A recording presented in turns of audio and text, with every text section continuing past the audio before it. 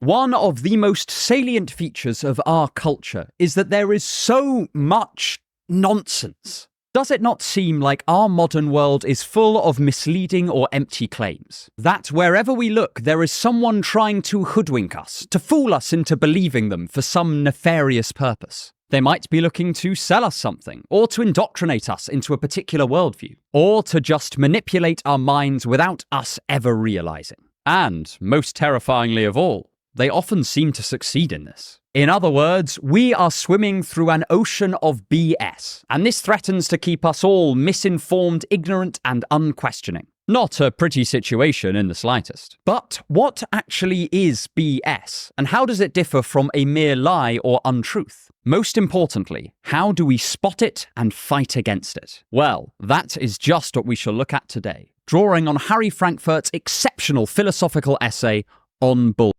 Get ready to learn just how much of your life is total BS, how this can sometimes be a good thing, and how an old linguistic theory from a dead Austrian can totally change your outlook. As always, bear in mind that I cannot talk about every relevant bit of philosophy here, and so I will inevitably leave some stuff out. But I encourage you to look into this topic in more detail if this video whets your appetite. It is a fascinating little subfield of philosophy. To start, let's ask, what is BS? And why does it matter? But before any of that, I want to thank our wonderful sponsors, Skillshare. Skillshare is an online learning platform where you can take various classes on everything from video editing to touch typing to music theory to card tricks. I am currently in the process of moving house. If you were to look to my left, you would see just loads and loads of unpacked boxes. So I have been loving the Skillshare class of Lauren Cox on interior design. It will be very helpful for making sure that my next place doesn't consist entirely of unevenly stacked bookshelves and a bare mattress. I really enjoy using Skillshare. They're brilliant, both for developing my more professional skills like video editing or touch typing, which is what I worked on last month, but also just for having something to watch when I'm procrastinating or tired that allows me to learn something new rather than sat on Facebook or daydreaming about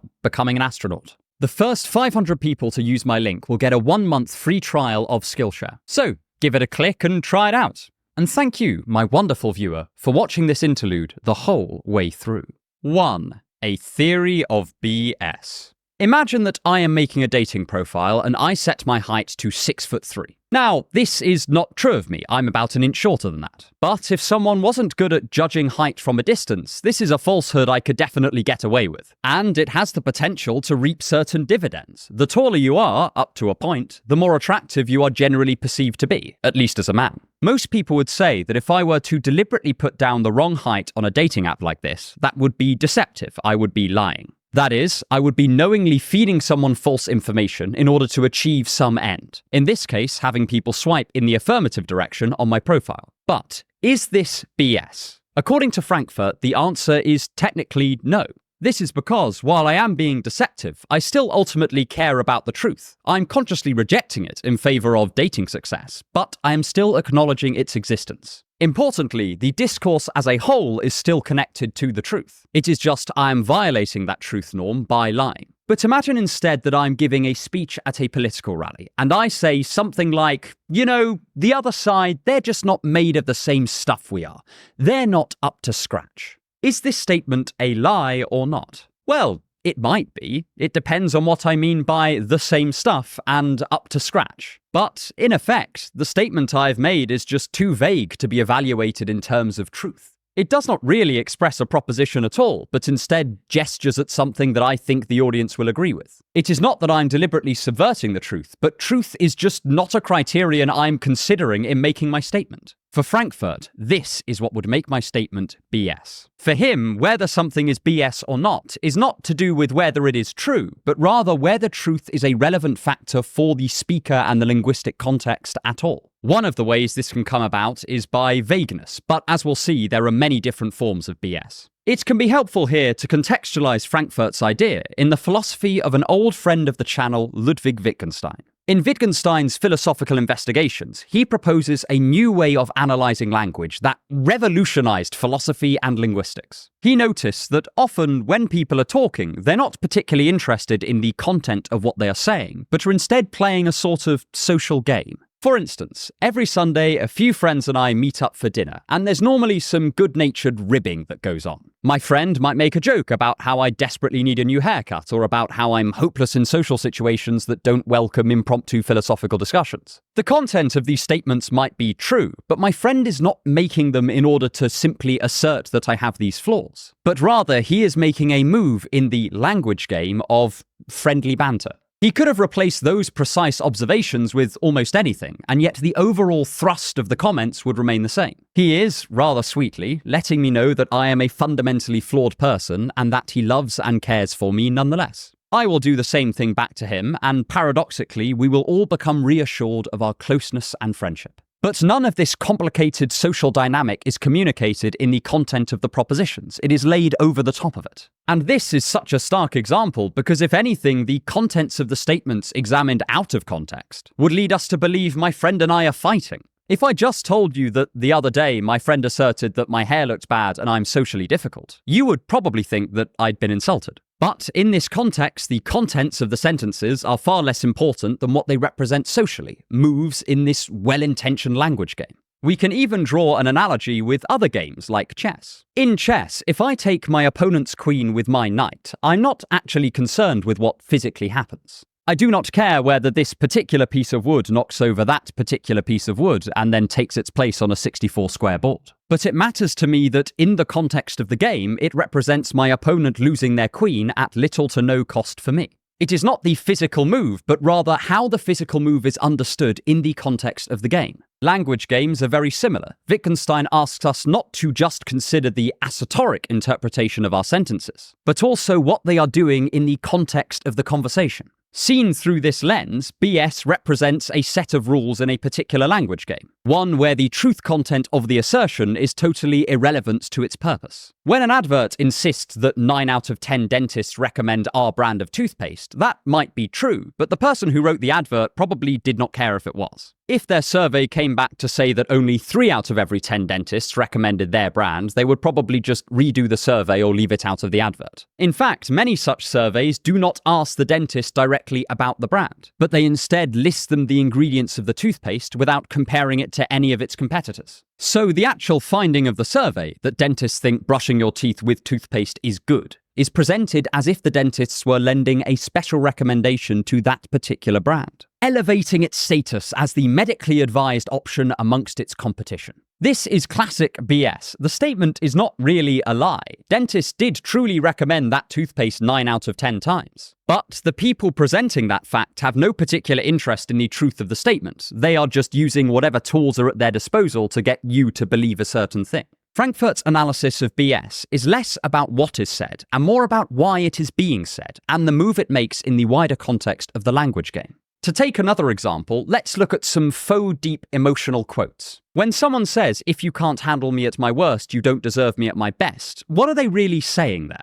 Well, they're not concerned whether this is true or not. In fact, I'm not even sure it's the sort of thing that can be true or false. But they are trying to reassure themselves and others that they are worthy of love. The purpose of their statement is totally disconnected from whether it is true or not, and as a result, it is BS. So, that is a tentative working definition of BS. But next, I want to explore a very controversial idea. Is there such a thing as good BS? 2. Honest and dishonest BS. In my experience, many people think that BS is by definition bad. To exclaim, "This is BS," is to say that you are in a profoundly frustrating and nonsensical situation and that it's making you really quite angry. Very rarely do we recognize situations where BS is actually quite helpful and can even be fun. And an underexplored part of Frankfurt's analysis is that he recognizes this important social function of gentle BS. And I'm going to draw on his work to delineate a difference between what I will call honest BS and dishonest BS. The example Frankfurt gives for positively tinged BS is of friends having a sort of half-jokey debate. In this sort of situation, there is a definite gap between the opinions expressed by the speakers and the honest views that they hold. In effect, the notions of truth and honesty become irrelevant, and everyone is just playing with the ideas. To that extent, the discussion falls under Frankfurt's definition of BS. This can occur in more formal settings as well. Most official debating societies are pretty clear that they don't think that their events are actually settling the truth of the big questions of the day. They are rhetorical and dialectical games being played for our entertainment. Sometimes even the positions in the debate are just allocated randomly, and people have to defend whatever opinion is assigned to them. In such a situation, everyone is, to a great extent, BSing. But rather than this necessarily being a bad thing, it can bring joy and entertainment, both to the people participating and to anyone watching. Likewise, an informal, joking debate between friends can genuinely help us explore different ideas and perspectives on a topic without the social pressure to get it right. Everyone is working on the shared understanding that they are BSing, and that honesty and truth are only an afterthought in the discussion. But this is the very thing that makes it such a powerful social tool for exploring ideas. Without this element, the pressure to be correct would be back on, and the freedom to examine unintuitive or unlikely ideas would be restricted again. But, importantly, in these situations there is BS, but everyone knows it is BS. And if it were seen outside of that context, it would probably be received very poorly. There's a running joke I've seen online where people go, "If our group chat is leaked, then we're all screwed." And I think this partly explains why. When statements that are seen as completely disconnected from the truth in one language game are understood in the light of another language game, one that is much more concerned with the truth, then an innocuous statement can suddenly cause deep emotional hurt or offense. To take an extreme example, if I am in a production of Hamlet and I talk at length about how I am seriously contemplating killing my uncle, then no one would bat an eyelid. But if someone just ran up to you and declared, "Joe just said he's going to kill his uncle," then you might consider informing the police. From the perspective of Wittgenstein's language games, the context is just as important as the content of the statements. And in Honest BS, the language game is understood by everyone involved to be non-serious, only barely related to the truth, and not reflective of the earnestly held beliefs of the speakers.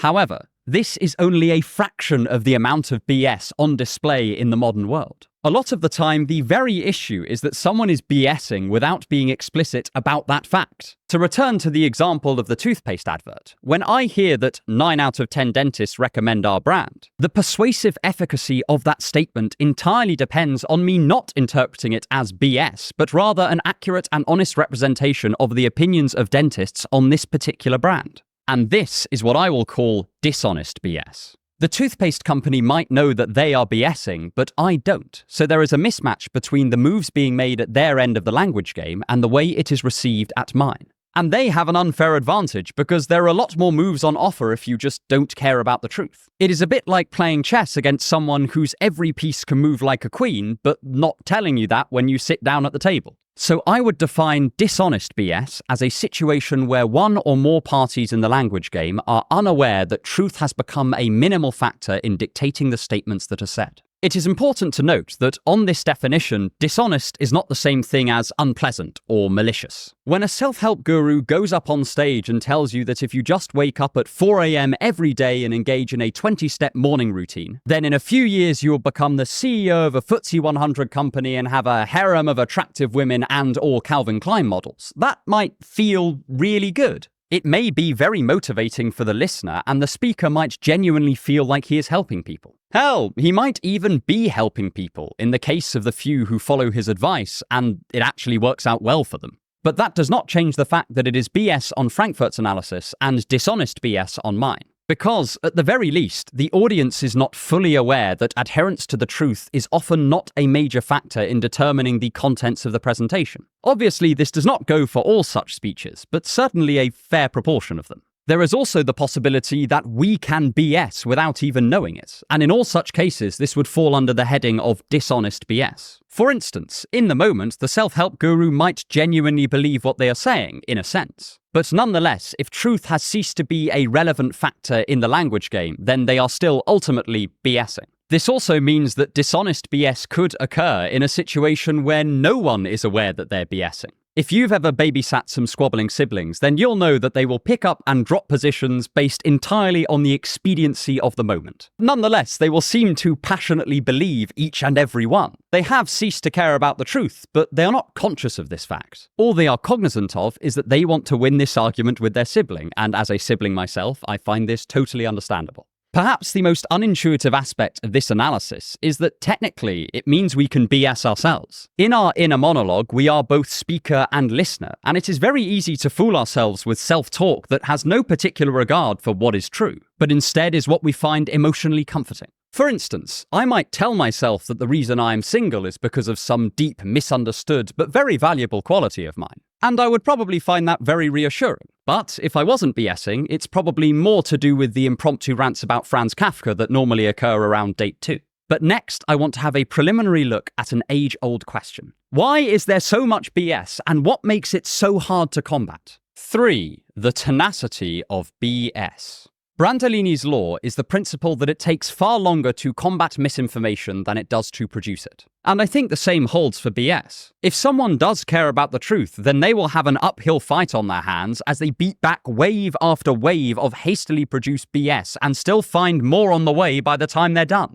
But why is this the case? And what can it tell us about the pernicious nature of BS? Well, as we mentioned in the previous section, one reason is that the BSer has a lot more freedom in what they can say or do than someone trying to avoid BS entirely. They can make broad claims without ever having to check them, and employ every rhetorical strategy in the book to ensure their argument strikes at the core of our emotions. In Schopenhauer's The Art of Being Right, he outlines many of these dishonest techniques. They include deliberately oversimplifying the issue, using straw men, framing the debate in a dishonest fashion, and a whole lot more. When you don't have to care about what is true or being honest, then you have so many more options at your disposal. And what's more, these options are sometimes more persuasive than just being presented with a good faith argument or the bare facts on an issue. In his brilliant book, Thinking Fast and Slow, Daniel Kahneman outlines a whole host of ways in which we can unconsciously use heuristical reasoning, and how this can leave us vulnerable to manipulation and illicit persuasion.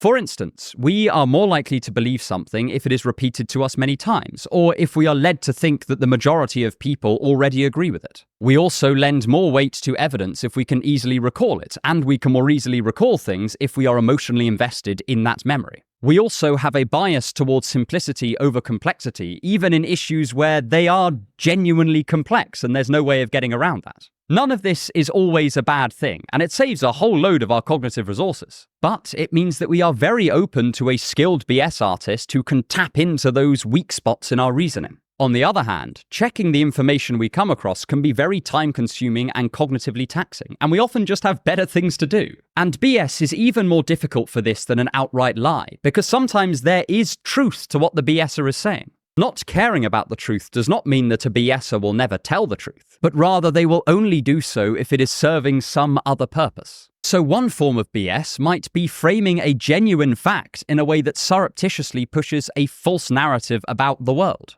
Such situations are especially tricky for the reader or listener, because if we were to straightforwardly fact-check the claims, they would come out as perfectly true. But nonetheless, it could still be misleading, and it could still be BS. Sometimes BS is so vague that it doesn't really say anything at all, but it is very effective at firing up someone's feelings, and then it becomes difficult to convince them out of this view. The idea that everything happens for a reason is often presented separately from any sort of theological or philosophical framework which would make it precise enough to really express a proposition about the world. After all, if we don't know what we mean by reason in this context, then the statement doesn't say anything. But a lot of people will still absorb this message because it is a genuinely comforting thing to hear, especially in times of trouble. Even though it is often pitched in a way that is so vague it is inevitably disconnected from the truth, it can slip through our defenses by appealing directly to what we want to think, rather than what it necessarily makes sense to think. And each person can just slot in their own definition of what reason means and go along their merry way. And there's nothing necessarily wrong with this. I'm sure that I believe lots of things because I find them comforting, rather than because I've examined them in precise logical detail. But I think it is the interaction between these two factors that partly explains BS's tenacity. Our cognitive biases and tendency to be persuaded by emotional resonance leaves us vulnerable to the tactics of a good BSer, while the added freedom that not caring about the truth grants the BSer allows them to exploit these weaknesses. When you put these together, it is no wonder that BS abounds. It turns out that BS is a very good way to convince a large swathe of people, and in some ways it's even more effective than a reasoned logical argument. The reasonable person has to stick to the facts, whereas the BSer can pick and choose which truths to reveal and which to obscure. They can dip in and out of truthfulness whenever it suits them. They have all of the advantages of the truth teller with none of the disadvantages. They can be more prolific, persuasive, and entertaining. So it is unsurprising that BS is so popular and that BSers have taken the world by storm. Arguably, they always have. Of course, if you are an expert in a field, you'll probably find it quite easy to see through BS specific to that area. But almost everyone is not an expert in almost everything. If you know all about the chemicals in toothpaste, you will probably be able to assess each brand's extraordinary claims on their own merits. But the rest of us are just left floundering. This could be one reason why BS abounds in popular areas. Things like advertising or politics, where we all have an interest and an opinion worth persuading, but very few of us are ourselves advertising executives or political masterminds. I bet I've been taken in by a whole host of persuasive advertising that is fundamentally BS. So, if we cannot evaluate each claim ourselves, then this begs the further question. What kinds of conditions are likely to lead to BS, and how do we spot them? Obviously, I can't give the final word on this, but looking at Frankfurt's essay, here are just a few of my thoughts. 4. The smell of BS. So, we now have a good idea of what BS is and the harm it can do. Next, I want to examine the factors that make BS more likely and add a small complication to Frankfurt's overall analysis. The first thing we can do to spot BS is check that we are not in an honest BS context. If someone is in the middle of their stand-up set, then unless they really go out on a limb, the audience is very likely to be aware that they are BSing. If you are in an appropriate BS-friendly context, then sure, the speaker is probably peddling BS. But that is to be expected and almost certainly not that misleading. At the very least, it is honest BS under our current definitions. But it does let you know to not take their statements too seriously. And this isn't a hard and fast rule. Sometimes stand-up comedians embark on a serious rant in the middle of a set, which at the very least presents as if they are no longer BSing. As we shall see, the line between BS and non-BS is very blurred in a lot of contexts. But the tricky part comes in situations where there is some BS tolerance, but on the whole, people are expected to be making a serious point. For instance, at a political rally, we are normally used to a certain amount of honest BS. When a politician pokes fun at their political opponents, this is sometimes BS that everyone is in on. However, here the distinctions become much more blurred, and in this context, we also have sets of incentives which push people towards not only BSing, but also concealing that they are BSing. Again, a political rally is a very good example of this. It is fair to say that at these events, politicians tend to be a bit touch and go with the truth, and they might indulge in a fair amount of BS. But the thing that makes this scenario potentially troubling is that sometimes the effectiveness of their BS entirely rests on the audience taking it as an indication of the truth. Say I am standing for office and my opponent's manifesto claims that they will clamp down on dangerous dog breeds. I might proclaim that my opponent is going to sneak into your house and kill your dogs. This is, to a large extent, BS. I don't care whether it's true or not, I'm just saying it for rhetorical effect. But the very impact of that rhetoric relies on my audience taking it as an indicator of what is true, if not the literal statement of the truth. They might not take that specific claim seriously, and they might even recognize that my specific wording is not indicative of reality. But they may still absorb the general message of the other side wants to hurt my dog. And for a lot of dog owners, that would be enough to give them pause for thought about who they were going to vote for.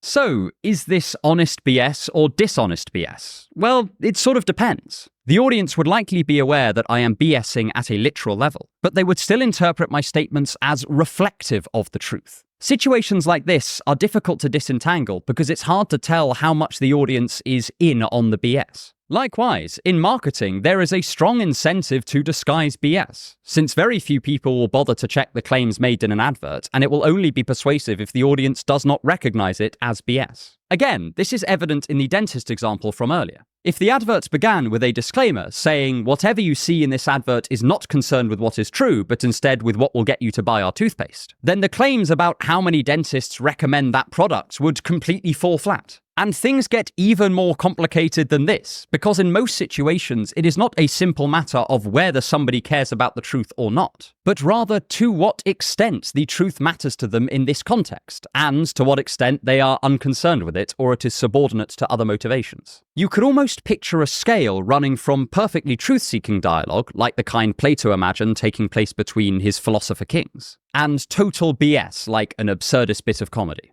And the incentives we have looked at can let us know how far along this line we are and how likely the speaker is to be concealing just how far along this line they are. Two factors we might consider looking at are 1, the extent to which the person stands to gain by BSing, and 2, the likelihood that if they were to BS, they would be found out and punished for it. If I was in court testifying for a stranger's innocence because I happened to meet them when they were alleged to be committing a crime, the incentives just aren't there for me to BS. I have almost nothing to gain by not caring about the truth here, and at the same time, the consequences for BSing would be quite severe. If I were to lose track of what was true and end up giving some information that I knew to be false, then I could end up facing my own charges of perjury. In a lot of everyday situations, there is normally a little bit to gain by BSing, but also the likelihood of being found out is not that high. If I really embellish an exciting day to a friend, they are probably not going to call me out on it, but there is also not that much that I would achieve by doing this. Nonetheless, the incentives are there for a general, low-cost, subtle undercurrent of BS just in our everyday conversations. And if you reflect on many of the casual conversations you have, I think this will be borne out. There isn't necessarily a lot of total BS, but there is a window of tolerance for some minimal BSing.